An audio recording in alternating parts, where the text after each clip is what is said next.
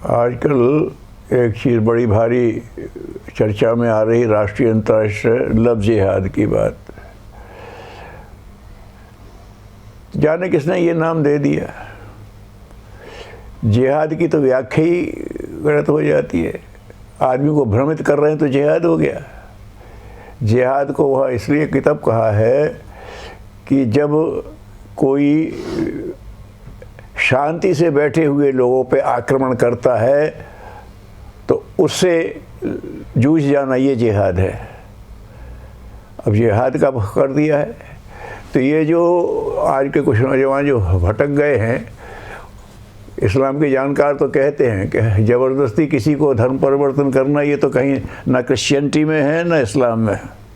धोखे से ये तो अंदर से मान्यता की बात है। लेकिन ये मान लिया किसी भी तरह से मुसलमान बना लो तो भावनाशील लड़कियों को पहले अपने साथ कर लेते हैं हिंदू नाम रख करके, और फिर कहते हैं मुसलमान है, फिर उसको बदलने की कोशिश करते हैं।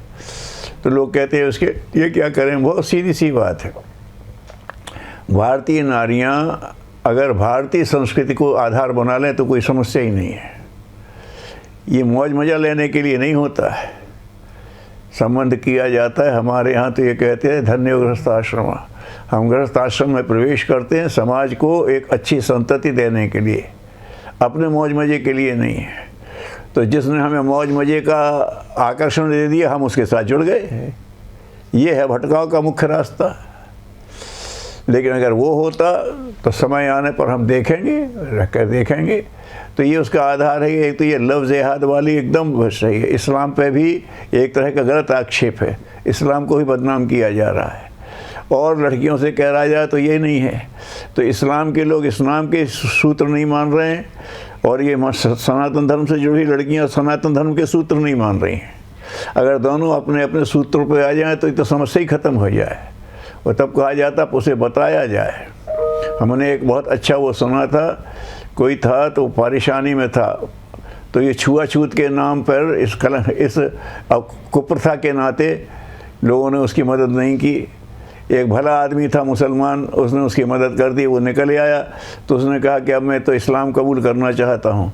उन्होंने कहा ना, ये इस्लाम कबूल नहीं है, ये तुम लाचारी में कर रहे हो। हमारे यहाँ ये कोई बात नहीं है किसी को लाचारी से इस्लाम में लाया जाए। वो स्वयं इस्लाम के सिद्धांत को समझ के आए तभी बात है, बारे करने की बात है। ये प्रमाण है। तो ये ना इस्लाम वाले इस्लाम को समझ रहे हैं, ना सनातनी सनातन को समझ रहे हैं।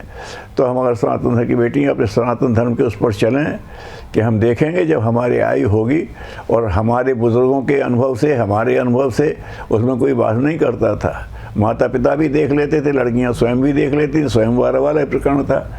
लेकिन उसके लिए ये यौन आकर्षण है एक तरह से, जिसके लिए हम आए, हमें मिला।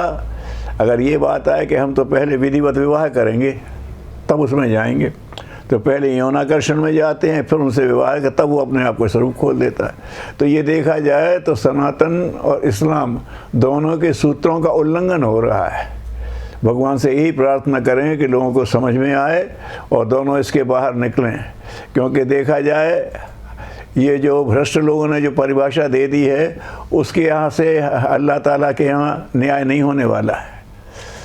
हमने जो ऐसे कह दिया है कि नहीं, हमने पंडित जी को दक्षिणा दे दो तो हो जाए, इससे होने वाला नहीं है। वो कर्म के आधार पर ही वहाँ होता है। ऐसे ढेरों प्रमाण है। इसलिए लोगों को समझ आए और उससे बाहर निकलें।